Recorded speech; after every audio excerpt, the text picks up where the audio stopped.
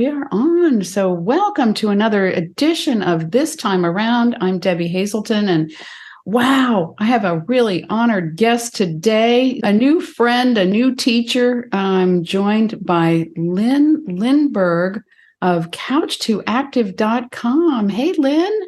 Hey, thanks for bringing me on. It's been really great meeting you and getting to know you over the last month here. I Yeah. know it's just been about a month. Wow. Yeah. Goes fast. Time flies. Well, you certainly have people who are very, you have fans, you definitely have fans who are thrilled to be there.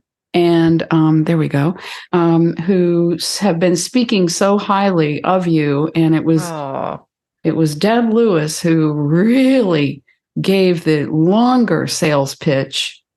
And I thought, I need exercise. I need to lose a little weight. And it's the new year. And voila. Yeah. So, wow. Welcome. Yeah. Good. That's exciting. So Deb Lewis is who got you here. She was, and Shannon first talked about you. Shannon Reese talked about you. And, but, I still was like, oh, I don't know. I'm trying to picture, what's this couch have to do with active? And yeah. Well, and it's hard because when we talk about exercise, especially our generation, if you're anywhere in the ballpark of 40 to 90 years, I mean, when the thought of exercise was usually a punishment, and you got to work hard, especially as women, to fix yourself. Something's wrong with you. So there's a lot of hurdles when somebody's like, no, this one is really great. It's like, yeah, I've heard that my whole life, So it has seemed like people are either addicted to exercise or, they hate it. Like, what's the mid ground? Kind of. Yeah. Well, and now you're doing a ton. How much are you doing now? Oh gosh, there are days that I've been in there all 3 times, and three classes a day. 3 classes a day, and there are days that I'm like, no, I'm really not into this. And if I'm not into it, I lately am starting to say, but wait a minute, maybe I'm not into that music, but maybe I'm into different workouts. So yesterday, I was using weights. She never mentioned weights. It was for the move and groove. I was using weights. Yeah. I got down on the floor. I was doing all kinds of leg exercises. I was doing crunches, like several different sets, and just lots of squats and all kinds of things that I just knew I needed. That's awesome. Yeah. I was a happy girl. That's awesome. I know. I think you're doing probably in the ballpark of 10 classes a week now, aren't you? Yeah, I think so. From where? Where did you start? How much were you doing before that? Not much at all. Not much at all. That's like 1,000% increase. Woohoo! I mean, if I went out for a walk or something, or if I did a Leslie Sanzone, a mile here or there, but not anything with any regularity. No. And I knew I needed to. I just knew. So, I hit 70 last November. And no way. Really? Yeah. Wow. And when I hit it, I said, you know what? This is a rite of passage. I have earned every single moment of my experience, and I'm just claiming it as a rite of passage. And that's how I'm approaching it. That's how I feel. No, that's great. Yeah. And it becomes so important because you're 70, and then in our mobility stability, you've met Granny Barbie. Probably. Yes. 90. That is so cool. And she loves it. Oh, she's so sweet. She's so sweet. Yeah. And the only reason she can do what she can at 90 is because she just, when she was your age, she just kept doing it and doing it and doing it. So yeah, now she's still getting herself around her house at 90. Like, geez, good for her. Yeah, really good for her. So how did you get into this? Yeah. So should I do a quick 20 seconds on what Couch Active is? And okay, awesome. Yeah. So it's an online fitness studio. If you've never heard of it before, we have currently 13 or 14 online Zoom fitness classes every single week. So that's over 50 classes a week. We have 3 instructors so far. And then we also do one-on-one personal training. And we now just launched, because everybody kept asking me for this. We just launched, I know, is the Get Started page. And so it's a page that has recorded videos also. Originally, when I first started this, I actually had some of my own. Well, let me back up just a little bit more. One moment. Okay. I spent about 20 years in corporate America doing high level corporate consulting, program project management work. So I was a desk slave for sure. Man. And couldn't stand being in a desk all day, every day. Even though, of course, we go to work with a smile on, though, right? You know? Yeah. How that works. Yes. Like, oh, yeah, I love what I'm doing. That's great. You know? And then I always wanted to have my own business. I've just kind of always had that spirit. I was raised by an entrepreneur dad who owned an investment brokerage firm, actually, that he opened. And he always encouraged me. He's like, Lyn, you could totally have your own business someday. So I never could get that bug out of me. And then at one point I decided in my career, I was like, you know what? I'm going to let go of this corporate gig because my heart is not in it. And I'm going to start this fitness coaching. I wrote a book, Couch Active, which is an award-winning indie published book, multiple award-winning book. I opened the business, started doing health coaching, and then my health fell apart. So so I was missing 30% of my lung function. I went from being able to run half marathons to not being able to jog hardly at all. I had, I'm really an open book here, so I hope that's okay. Oh, it's beautiful. Is that? Okay. Yeah. Okay, here it comes. I got diagnosed with collagenous colitis, which is something women don't talk about. And if you don't know what the word colitis means, just be grateful. And then I got diagnosed with fibromyalgia, which basically meant I felt like I was in pain 24/7. So here I am with this fitness business, sleeping 15 hours a day. And when I'm awake, I felt like I had lead weights tied around my ankles.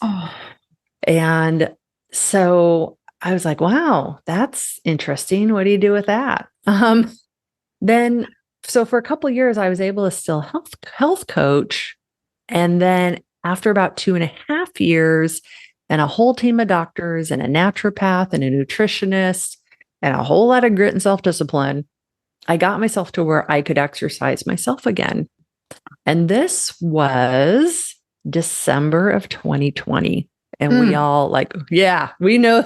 We know. And so I decided to offer online group fitness on Zoom because everybody was on Zoom. Grandma was on Zoom. Everyone was on Zoom. Yeah. And I knew the accountability would be good for me. And I started by offering the most gentle classes because that's all I could do. And that's where it all started. And then I had a couple of students that you've met in class, they're still with us, who called me up and said, hey, Lyn, I'd like to work with you. I heard you on Alan Meisner's 40 Plus Fitness podcast. I'd like to work with you. By the way, I'm blind. And I was like, oh, I met someone who was blind on a bus 10 years ago. I mean, that's really, I was like, let's give it a try. Fast forward, 2 full years later, thousands of classes later, we now are fully committed to doing every single thing we do, dialing in those audio descriptions so you can participate fully, all the instructors as best we can. And any service that we put out is all accessible if you're blind, low vision, or have perfect vision. So it's been a really cool journey to see how what I started with turned into something very different, but way better than I ever could have imagined myself. So That there's is, the yeah, backstory. that is so cool. So now Yeah. to get things into language that would have audio description, Hmm. did how did you go about that? I gather you did a lot of like checking in with people, but Hmm. did you do anything did you do any research? Did you have to? Yeah, no, that's a great question. I'd love for you to share with your audience what your experience has been, so they can kind of know from your perspective of what it's like to be a new student, and Well, can you actually follow along? oh, absolutely. I mean, for one thing, you give so many little steps and giant steps. You give, it's like the buffet is always there. You bring out everything. If you want it easier, you do it this way. If you want it harder, you do it this way. You repeat the directions, because every now and then, my mind's wandered. It happened this morning with something, and I'm like, what did she say? And pretty soon you said, okay, now we're going to go to the other side. And then you repeated it again. So you do a lot of repeat and repeat, which is Yeah. really good because it really does help. It does help with learning it and help with reinforcing and fine tuning. Like somebody said Hmm. to me today, well, it's good if she's on video so she can correct things. Well, I've never heard you point out to anyone, oh, do this differently. You'll say, oh, you're looking good, but it's not like criticism. And I don't know if everybody has video on or how that works. I know typically I do, but there are some days that I'll like, no, I'm doing my own thing and I don't have video on. But I notice that you, well, for one thing, that smile, no matter what, Hmm. that is so with you. You're giving constant permission to everyone that everything that's done is okay. Everything that's done Mm. is good enough, is good, is wonderful. We didn't get those messages about exercise. Like No. it was always push, push, more, more, more. And a lot of exercise is still that way out there. Yeah. It's Yeah. no pain, no gain philosophy. Yeah, it is. And you're right to that piece of the video. Um, the I know that, especially for, the students in the class who are blind, having the confidence that you're doing it right, or at least in a way that you're not going to get injured, Mhm. is important. And because and that's partly why my joke, I say, like, I sound like an auctioneer in class. I'm like, um, and if individuals do go on video, I do use that and watch. And I won't necessarily say, hey, Debbie, you're doing that wrong. You need to take your right elbow and move it here. But I might say to the class in general, make sure that right elbow is down by your waist. And then all And of a that's sudden, really helpful. Yeah. Debbie's like, whoop, there's the elbow. Uh-huh. So I do a lot more of that than individuals realize. Yeah. And then part of it is the keeping that class just moving and grooving.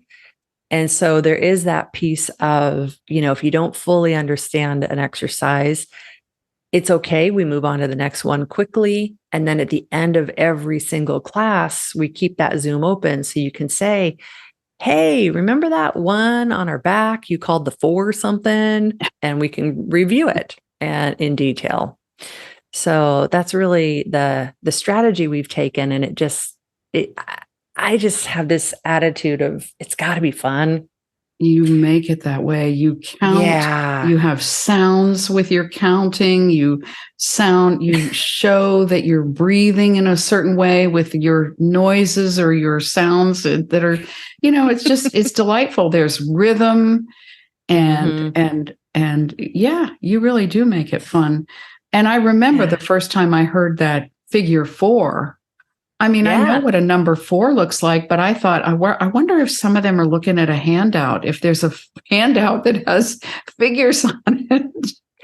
And then I began to know, no, she's talking about the number 4 and the position of the legs. And Oh, I get what you're saying. Oh my gosh.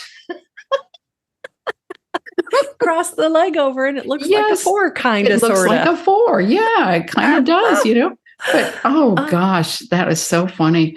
So yeah, I mean, there's kind of a learning curve, but again, you take the pressure off. New students, don't worry. No weights, Yeah. air weights.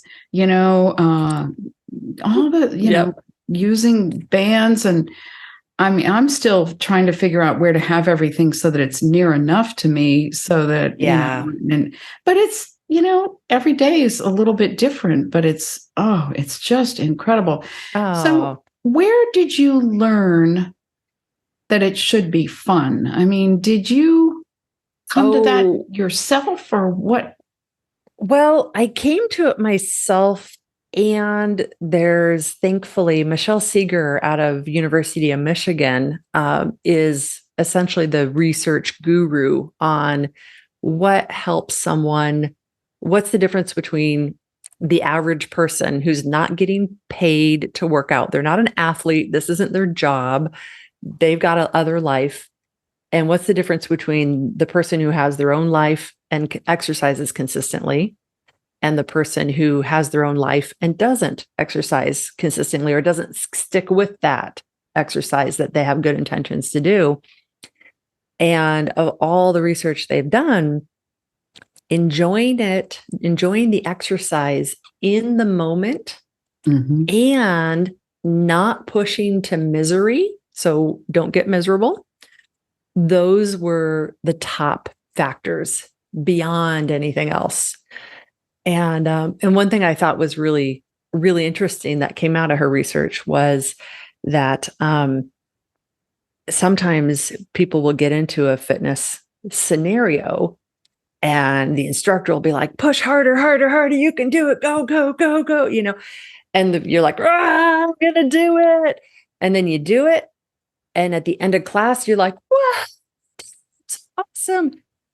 And then when it comes time, what the research data showed was when it came time to come back to class the next week, people would be reluctant because psychologically, that hurt. That was painful. And your brain sabotages you. So, yeah. So that's where some of it was just me. I want to love my life. And if I'm doing exercise every single day, it has to be something I enjoy. Yeah. Because I'm not going to do something I don't like an hour every day. I don't care if I'm going to have a shorter life. I Much want to less love 3 my life. if you're doing most of the classes. I have a couple days a week. I do 3 currently, but we're working. We're going to bring on a couple more instructors. But like you said, bringing the instructors on who can do that audio description is kind of an amazing feat to find those people. So it is. I mean, a lot of us who are blind have bought videos thinking, oh boy, music, what fun. And then they're not describing a thing, and so, but I notice when sometimes there are things you have us do, like even if it's the subtle neck rolls and some of the gentler things. And I think, it's being spoken by someone who really has been there, who knows what it feels like. And I mean, you are doing it with us, but you've also been there through the development of all of this in your own journey, your own healing. Yeah. And that mobility, stability class, that most gentle, simple class, if somebody comes from a background of chronic illness or they're just coming out of being essentially bedridden for a long time, a mobility, stability class is not for the faint of heart. It's big work. And I think that's part of what I try to, when you say, I encourage people that it's all good, anything's good. It's really, if you think about your perceived exertion, if I'm somebody who's got chronic illnesses. I'm just getting back into it. And I'm simply doing arm circles. I'm just taking my arm, reaching it to the sky, reaching it behind me, reaching it down by my leg, and doing another big arm circle around like that. If I'm just barely getting back into it, that probably feels like a huge effort in the same way that an athlete feels like they're doing a huge effort. So even though the output for the mobility stability individual is less of an output, the effort is still like an athlete. It's still the same. And that's, I think when people can realize that, it's like, oh yeah, I am working at capacity. It's an encouraging thing. And then go ahead. No, that's okay. Keep going. Oh, well, I was just going to say, and then usually individuals who are just getting back into it, they usually see a big improvement really quickly. And that's exciting. I was like, well, that's what I hear. That's all I was going to say is I hear people feeling proud and supported and expressing and sometimes saying, I don't know about this, or I didn't feel well today, or some of that. But then I hear other people saying, wow, I was able to do it all, you know? Yeah. And when you're in a situation in your life where getting down and up from the floor is a big deal, being able to do that and have it not be a big deal, that's a big deal. That's a big, yeah. Yeah. That's huge. Yeah. Yeah. Well, and I just love everybody who comes to class. We've attracted such a great group of people. And I don't know if that's because I'm just a bit of a goofball. And so people who can't handle goofball are like, okay, I'm out of here. But most people really enjoy it and stick around. So are you finding that a lot of people do come back or do stay? Yeah. Yeah. Most of them do. Yep. And you're still getting sighted people as well, correct? Yes, we are. I'm currently marketing to blind and low vision, primarily because this really is unique and it's a service that doesn't exist at this scale. I don't know of any other company that does 14 classes every single week that are all accessible. So that's just a demographic that could really benefit from it the most, that doesn't have access to hardly anything. That's right. But yeah, but we just spoke to someone today who signed up today, who's completely sighted and younger than the rest of our demographic. So yeah, everyone's welcome, but we just make sure that it works regardless of whether or not you've got vision. And we all have vision. Yeah, we all have vision. We all have vision. Yes. Now, group fitness as an industry tends to be very woman dominated, but we do have a few good men. Yeah. Yeah. A few good men is good. It is. Yeah. Wow. It's really incredible. And I'm curious now, I know you have a lot of other ways that you offer this. I mean, I know you have packages and you also do private training. How much of that are you doing? Yeah. So we've got 3 membership packages. The private training that you mentioned, most individuals I work with there, they will do twice a month with me. So we aren't actually exercising together. We're talking more specific situations. So either health issues, joint tendon ligament issues, old injuries, nutrition, dialing that in, how to, all that. And then all of the personal training clients have free unlimited access to the live group fitness. And so that's the live group fitness package, which is what you're on. Yeah. And then we have the brand new, which is the Get Started page. And that's not anything live. It's just all there. And it's one video for every day of the week. Well, except Sunday. That's our day of rest. So we have a video for every day of the week.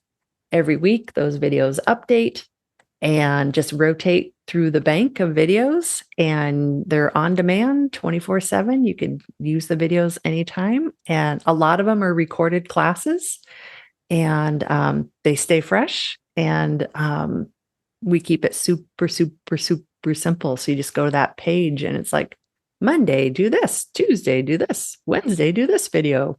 Friday, do this video. And they're all accessible, accessible to the blind and available all week long. So you don't have to do them in order. But that's there too.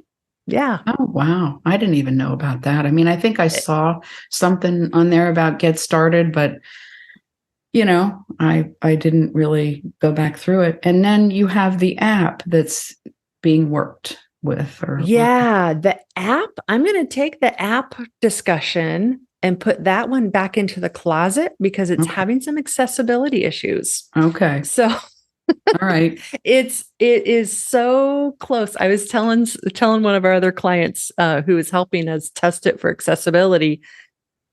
She was saying, it's so close to being amazing, but you've got it's got this swipe down thing that most people don't know about. And I'm like, I know. And she's like, oh, and I was like, I know, I don't know if this app is gonna be amazing or if I'm just in love with this app that's like the boyfriend I love for his potential, and he'll never be though. So that's where we are with the app right now. And hopefully we'll be able to relaunch it again soon.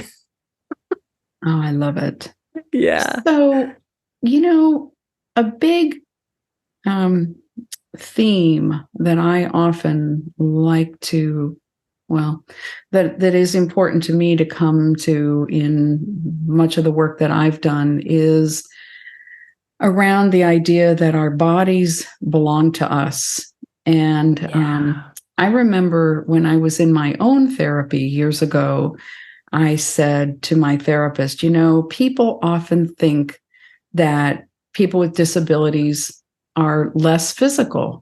And she didn't miss a beat. She said, well, on the contrary, you need to be more physical, not less physical. Yeah. And I didn't, I really didn't always like gymnastics, and I would do exercise, but I'd get tired of it and bored with it and all those things. But I really feel like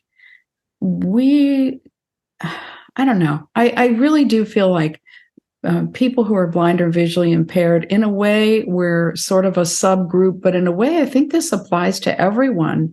The importance of owning our bodies and taking charge of them. And I imagine that really does speak to you.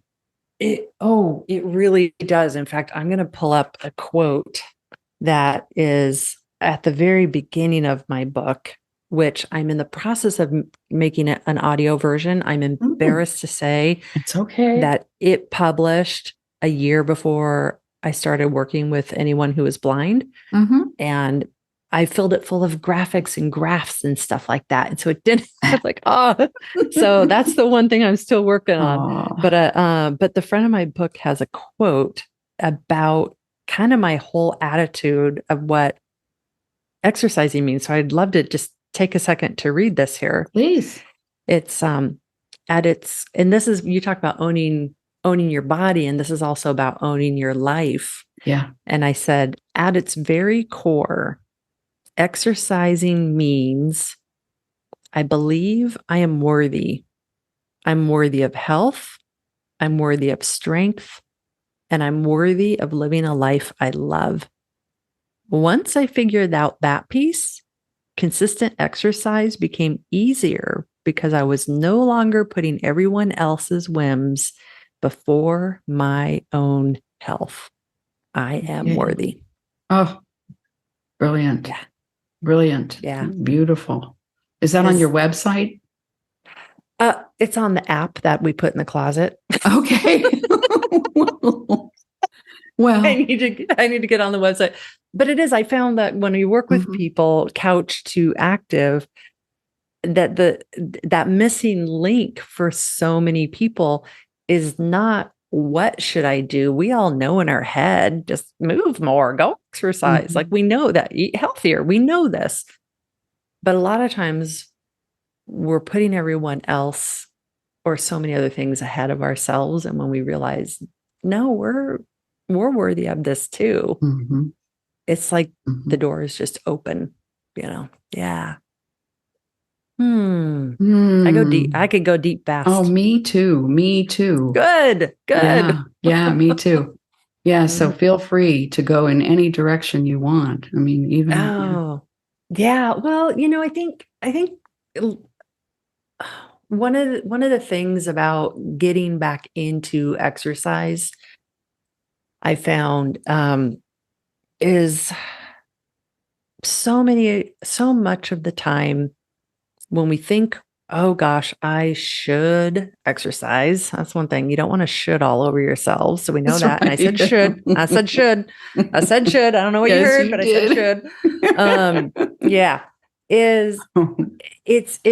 That exercise, sometimes there's this root of defeat, failures, and shame, and a whole history of not feeling good enough and not feeling like we did well enough, or just so much defeat. And so much of the time, fitness in the fitness industry comes at people with this rah, it's going to be great. It's going to be awesome. I feel good when I exercise.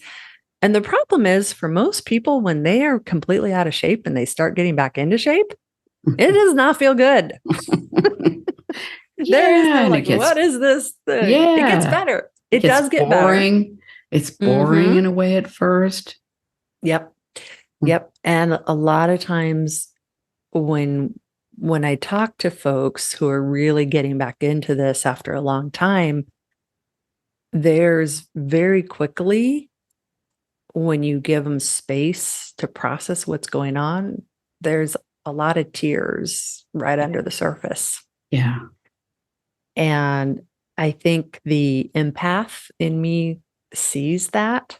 And I just do my best to provide space for people to just work through what they've got to work through, because this isn't always the easiest thing, even though on the surface it logically seems like it should be easy. And then we think we're getting it, and then you get sick, or you trip and bust up your knee for a couple of months, or you have a surgery. And I mean, it's just, life is relentless. So, well, and I mean, you said the empath in you, from being there, from being there. And I mean, just so much in our country, and even more in our world, we're seeing so many ailments that could be, that wouldn't be what they are if we were eating better and exercising better, I mean, moving more. Yeah. And that's actually a really interesting thing to think about, that concept of, if people just ate better, we'd have less diabetes. Technically true. If people exercise more, we would have less heart disease. Technically true. I'm super sensitive to not victim blame the people who end up in that situation, especially when it comes to diabetes, because, and especially, I think probably most of your listeners are, very well aware of the huge wave of diabetic retinopathy that's on our way. The numbers are staggering, what's coming our way. And, the more I really looked into this topic here, the more I realized that blaming an individual for developing diabetes is just so ridiculous, because as a human race, if you think about like, how did we eat as humans 100 years ago or 500 years ago? We ate what was available to us. We had to, 100 years ago, we had to work a lot harder to get our food. 500 years ago, we had to like hunt it and kill it or harvest it, or, and it was a whole lot more work. We didn't need 100 years ago. We didn't need any grit and self-discipline around food. We were just happy to get enough to stay alive. Right. 500 years ago, even now, even more. Today, we all know it's no secret. Not only is there so much food, we know the food industry is like they're literally bringing in PhDs in how to make foods more craveable so you will buy and eat more. Exactly. We know these things, right? Yep. And so as humans today, even the ones who end up developing diabetes because they made what we would say, quote unquote, poor choices, they, I believe, are practicing more grit and self-discipline around food than our ancestors ever did. Yeah. Yeah. Yeah. Mm-hmm. Yeah. And so I don't see it as a character flaw at all. I really see it as a societal. I'm getting on my soapbox here, but I do. I see it as a societal, like we need to societal, help. though. Yeah. We need to help It, society. Yeah. It's not the individual. Mm-hmm. well, and then when you talk about being worthy, I mean, what, we have so much that says, oh, to be desirable is this certain type of body. And so when people say to self, I'm not that, or somebody reminds them, or their clothes remind them, or the movement of trying to move around and walk around or get up and down from the floor reminds them, or going out and gardening reminds them, can't do what I used to do.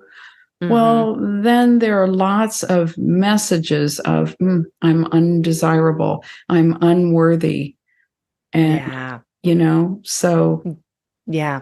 And some of that I really blame on marketing and that fitness industry marketing in general, because any good marketer will know that one of the more effective ways to get people to open up their wallets and buy something is if you make them feel like something's wrong with them. And if you can do it in a way that they think they came up with the idea that this is wrong with me, that's even better. And so if you look at marketing and advertisements that come your way, there's always something that leaves the person longing and wanting more, and knowing that if you're, have the radio or TV on or anything, it's typically constant barrage of, you need this, or you need this security system because someone might rob your house, and you need this protein powder because, your skin is suffering, and, don't you want to, yeah. And so, I think that we just get so programmed with all of those messages that it's really hard to deprogram. It is. I noticed the readings that you use on Saturday with the stretch and refresh. They're beautiful. And lots of messages about, moving in and feeling good, or listening to self. Yeah. And, taking the good with the bad, and knowing life's not perfect, and you can breathe through it, and it's okay. Because, man, if we expect life to be perfect, we're just going to be banging our head on the wall and just be like, life is never perfect at all. Or maybe it's just perfect the way it is, in a way. And maybe it's a paradox in a way. But it's not that, it's not symmetrical. That's for sure. It's not always smooth. Yeah. No, really, life's crazy. Yeah, so that book you mentioned, that is Melanie Beattie, Journey to the Heart. So I went and grabbed it. Yeah. Oh, did you really? I went and grabbed it yesterday. And, nice. Yeah. It's lovely. And because I had books that I wrote years ago, and I was out there when the codependency field was active, and Melanie Beattie was out there with Codependent No More. Yeah. So I wonder if the fitness field is changing or going to change and I would really think that your influence is a huge piece in helping it to change. There's that like we said earlier, that no pain, no gain. And I remember kind of disagreeing with the people who said, oh, you always have to push past, you always have to do more than you did. And I kept thinking, I knew my body told me that was not always true. That was not the rhythm that I experienced. In terms of when I had, monthly cramps or not. It wasn't always that I had to do more. It was that I needed to do something. And so, but I wonder, and I told you earlier today that I did a massage for somebody the other day who had a list of ways that he had injured his own body from exercising, from overdoing it. And another guy I know who was just really brutal on himself with CrossFit training. And he'd say to me, oh, you would love it, Debbie. And I think, no, I wouldn't. No. Yeah. I mean, I love your circuit. That's different. But but I wonder if there's a new something if that industry is going to change. Yeah. Well, I think the fitness I have a cynical answer and a real answer. My cynical answer is the fitness industry will always change to whatever they think people will open their wallets to next. That's why there's always the new latest and greatest diet fad, always, because there's always, that's a multi-billion-dollar industry annually. And so it's always going to chase the almighty dollar. So we got to keep our eye out for that and know whenever somebody's claiming something, are they also selling something?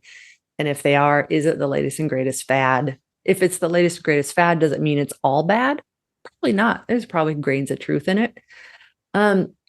We are seeing a couple cool things though. We're seeing how that 70s, 80s, early 90s of the, go hard, no pain, no gain. Those people are older now, and our ability to aggregate big data globally is exponentially better than it's ever been, and it's only going to get better. And so we're able to take the anecdotal evidence of people who did that, and now, they've got so many injuries, and we can take the stories of the ultra marathon runners who, a lot of them later in life, maybe their heart wasn't as strong as we thought it would be, or ultra athletes whose hearts blew out on them. Also knowing that exercise is good. It's like if somebody's heart blows out because they went too hard, doesn't mean we shouldn't exercise at all, right? So we can't. But because we're able to get more and better data, then we're able to get more and better recommendations out to people. So I am seeing more just kind of functional, like, let's look at living a healthy, happy life. At the same time, and I know this isn't as relevant if for someone who's totally blind, at the same time, we're also seeing these photos and videos that have filters that real time, like they can take a woman and you put a video on their face and it will literally draw makeup, a full face of makeup. So their skin looks flawless and smooth and their hair looks perfect, real time. And so this idea of I need to look perfect, I think is getting worse than it has before. And one kind of drives the other, there's no joke. Like, when you exercise, you start feeling your muscles, they get stronger, they get firmer, they get more tone. It makes you look different. There are no joke. There are apps out there where someone can take a video of themselves, like some dude can take a video of himself shirtless, and it will actually put defined abs on them in the video. Like, it's so ridiculous. I know. Ridiculous. Yeah. Yeah. And so I think Houston's got a big problem there.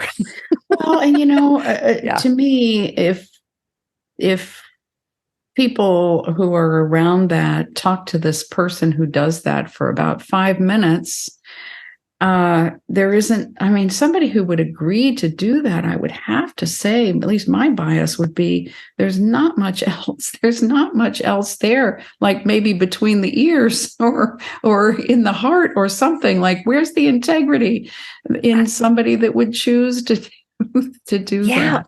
And you know what? I'm actually really, I'm glad you mentioned that because in 2018, I went to a fitness convention and I was invited as a fitness influencer. And there are a couple of hundred of us fitness influencers, and we got to spend a couple of days together. And before I went, I researched these couple hundred people and like looked at their Instagram profiles and their Facebook, and I, read through what they're doing and their photos. When I got there, I didn't recognize more than half of them because their photos were so airbrushed and so perfected. And I was like, my jaw dropped. I'm like, hello, you're who? Huh? What? And I go back to it, like, oh no, that's not them. I don't know. Wow. And Wow. some of them were wonderful people. And so I think we're just kind of caught up in not actually realizing what we do and how we're contributing to that. And I think I totally could have got myself caught up to that. I mean, I remember 10 years ago when this stuff started coming out that I took some of my own photos and I'm like, let me make my cheeks a little bit skinnier and let me make my, legs just a little bit longer. And then I very quickly realized, no, this is not what you want to do. And so I've committed to never doing that again, which now I feel all righteous. I'm like, look at me. I don't filter, I'm so awesome. I don't do a filter. Well, the truth is you are, and you have the awesome voice and personality. And even if some of us have been like, oh my gosh, the way we have to schedule and different things, it still is impressive as all get out because there's every detail and so many. I mean, you did this not for play. You did this for real. You did it for fun, but you're doing it for real too, and it's just absolutely brilliant and stellar and all that you bring to it, all the personality that you bring, all the professionalism that you bring, the fun that you bring. It's just wow. I hope you leave each class knowing that it was fun and that it was fun. You made fun for us as well as I hope you're really having fun too. I'm amazed at how much fun I have. And I do my best to be an open book and I'm human and you guys, y'all aren't stupid. Like she's doing 10 classes a week. There's no way she can be like, woohoo on every single one of them. There are times where before class starts, my brain is going, rah, rah, rah, rah, rah. I just want to stay on my couch. I want to stay couch, not active, Yeah. And the crazy thing is at the end of every single class, I am in a better mood. I'm standing taller. And really humbly, that's part of the reason I do this, because I'm not some fitness guru who's like gonna exercise on my own no matter what. I need so much accountability that I have to be the instructor.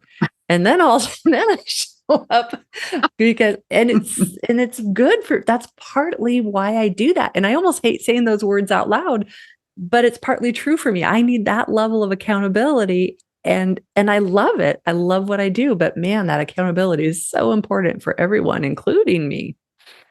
Well, and I guess I think of it as maybe it's accountability, but it's also a certain amount of camaraderie, like yes. I know that even if I'm doing something different, like I was yesterday, I know that everyone else is there doing things, doing what they're doing and keep, everybody that keeps showing up. It's like, wow, that is really fun. Like it's not like low, a low sense of morale. It's people Mm-mm. who are there. And like Lori for yoga, Lori, Mm-hmm.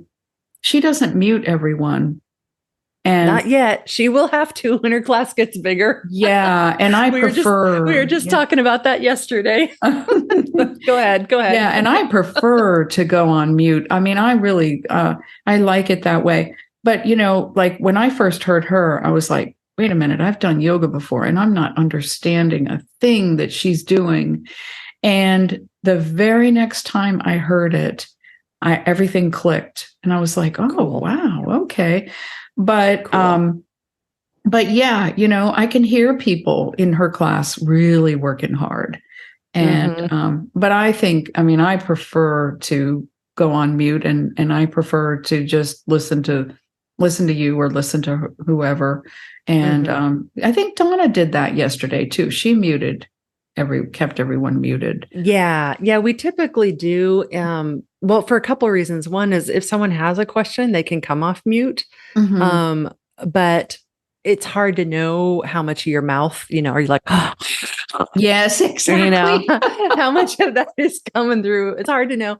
And we have individuals who are, deafblind Mhm. and, um, or have hearing loss. And we have individuals who their Wi-Fi connection sometimes is a little spotty or scratchy. Mhm. And so by muting it, it makes it so that the quality of the instructor voice is coming through and people can hear. But we were just Lori and I were just talking yesterday, our yoga instructor. I'm like, as soon as those classes get bigger, you're gonna have to mute all. She's like, Yeah. okay.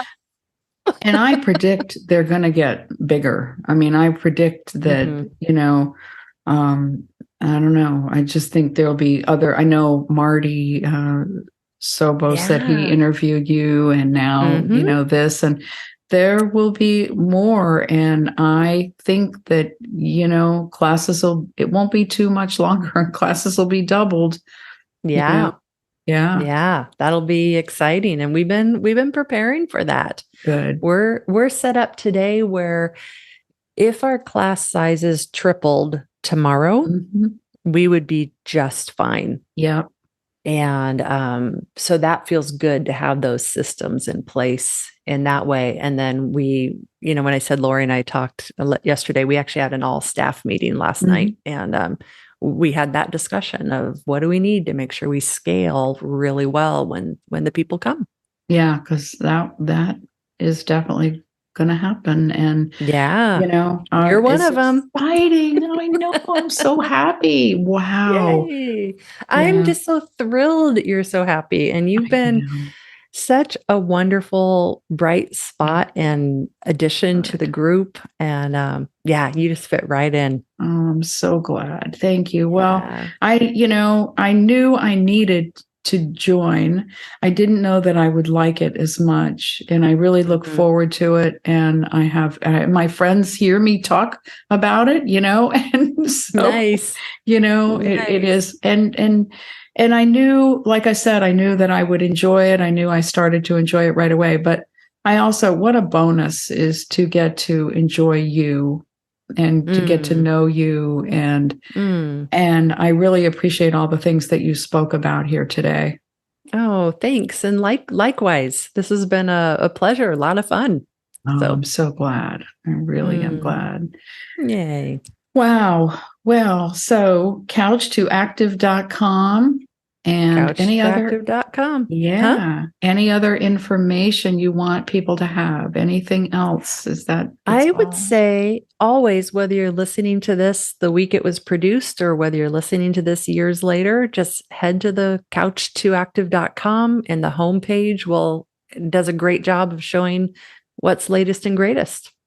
And right now, that get starting page is a really great place to start because we're $9.97 a month. And you get basically a weekly training program with videos. Every week it refreshes, which is amazing for what that is. A great way to just get started if that's what you're looking to do.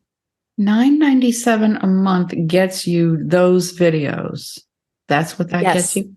Okay. videos on that page, and they Mhm. refresh. We refresh that page every week out of our revolving bank of videos, so you don't get overwhelmed with a sea of videos. Okay. And you've still got some specific programming. Yeah. Well, I have a friend who's always working like during the days. And so, Yeah. he's like, I think I'd really like to be there, but I can't get there most of the times.